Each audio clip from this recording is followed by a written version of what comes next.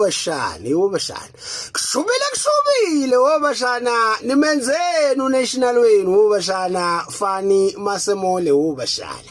akakholozi wobashana ubuya ngokuzolala akagolozi go wobashana umilisa wamaphoyisa uFeroiza wobashana ehlangene neliRamza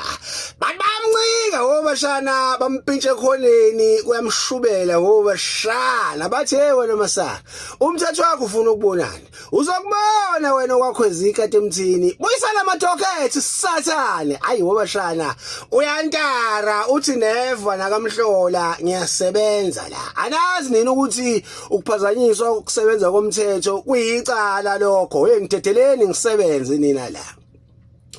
uMasemole wobashana uthinta inkunzi malanga umkhwanyazi wobashana uthi wendoda naba bengipintshile labantu ngenze njani uthi